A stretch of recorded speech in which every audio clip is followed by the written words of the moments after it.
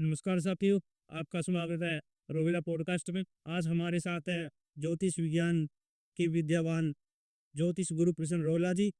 गुरुदेव जी, आपका स्वागत है। वार्ता सभी का धन्यवाद है अशोक जी, और मैं सभी दर्शकों को आशीर्वाद है। गुरुदेव जी, आज का विषय बहुत ही रोचक है। जो आजकल बड़ा ट्रेंड करा हुआ है, जो इंस्टाग्राम पर रील बनाते हैं, जो पानी में कंच के गिलास में हल्दी डालते हैं ना, उसके अंदर कोई ज्योतिषी महत्व है या कोई पूर्व पुरानी परंपरा है? ये इससे कोई नैतिक इम्पैक्ट आते हैं या ज्योतिषी के अंदर ऐसा कुछ और प्रभाव है? देखिए अशोक जी, बहुत अच्छा प्रश्न किया आपने। हल्दी तो एक एंटीबायोटिक है। हल्दी का तो आप इतने गुण है इसके बारे में जितना भी अच्छा कहा जाए अच्छा ही को। क्योंकि बृहस्पति की ये खास जो जड़ी है वो हल्दी ही है। इसका जो पाउडर हम अगर पानी में डालते हैं, पानी में डालकर नहाते हैं, तो बृहस्पति ग्रह जिसके कुंडली में उदासी होता है या उसका मार्केस है, तो इसमें नहाने से बहुत ही बढ़िया रिजल्ट मिलकर है। और एक मसाला ही नहीं, हम इसको मसाला यूज करते हैं, मसाला ही नहीं, ये तो एंटीबायोटिक इतनी बढ़िया जड़ी है।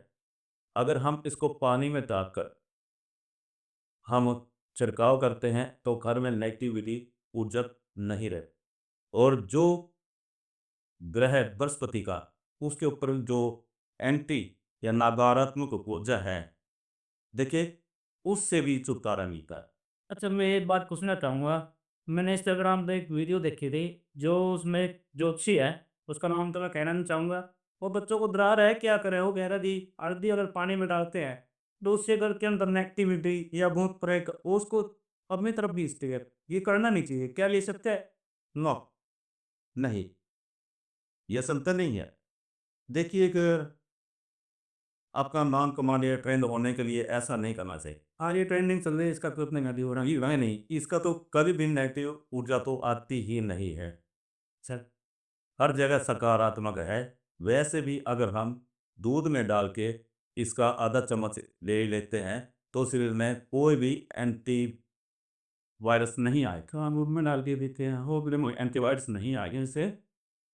तो अशोक जी, ये तो एक ट्रेंड के हमारे उन्होंने किया है, इसमें कोई नेगेटिव ऊर्जा आती ही नहीं है, पॉजिटिव ही आती है। तभी मुझे आती याद आई कि ये अपने ज्योतिष हमारे गुरुजी भी है, उनसे जाके पूछता हूँ इसके बारे में, बात सकते हैं। हमसे दर्द है, किसी की मृत्यु हो जाती है और कुछ समय के लिए, जैसे शाम को होगी, रात को हमारे यहाँ संस्कार नहीं होते, तो दाह संस्कार के लिए सुबह तद निकालने के लिए तो क्या करते हैं, जब भी हम पुराने बुजुर्गों से देखते हैं तो उनकी चारों तरफ उसकी वो निकालते हैं, जो हल्दी है ना, हल्दी की आर निकालते हैं उसकी चारों तरफ, ताकि कोई जीव जंतु या उसके पास कोई एंटी चीज ना आए। अच्छा, ये तो पॉजिटिव ही है, इसके बारे में गलत तो हम सोच ही नहीं सकते।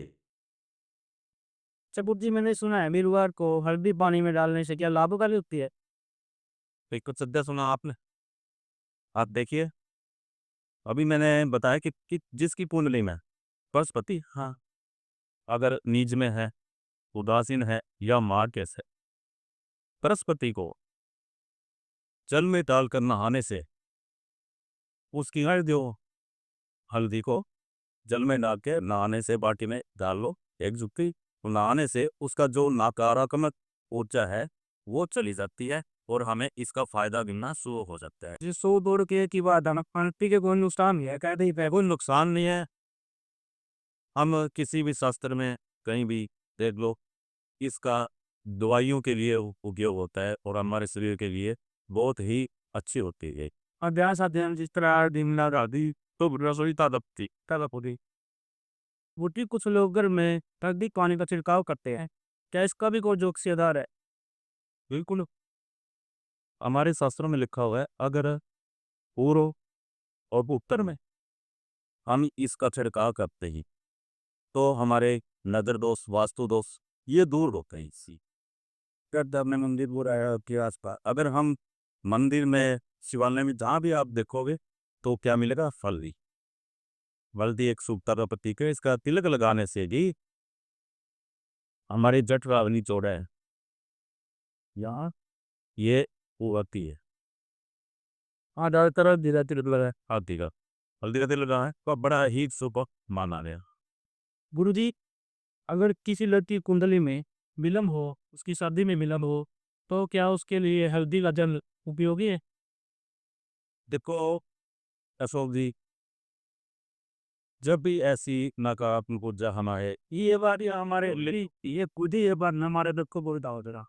तो क्या है कि जब ऐसी कुंडली में ऐसी स्थिति हो कि बृहस्पति की उसके ऊपर महादशा हो और बृहस्पति उसके नीच में हो और विवाह में विलंब हो रहा हो, तो इसके जल में नहाने से यानी कि थोड़ा डाल के जल में कुछ नहाने नहाने से वो दोष दूर होता है।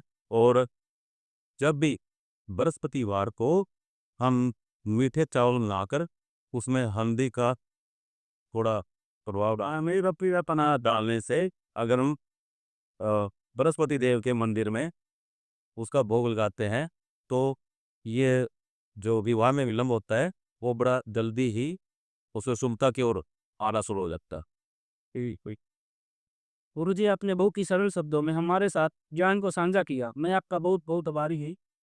लेकिन अशोक जी, ग्रहों से डरना नहीं है, इनको समझें, उपाय करें तो जीवन सफल हो जाता है। दोस्तों, अगर आपको ये पॉडकास्ट उपयोगी लगा हो तो शेयर करें, चैनल को सब्सक्राइब करें। जल्द ही मिलेंगे एक नए सवाल के साथ। जय माता दी, जय गुरुदेव। जय माता की।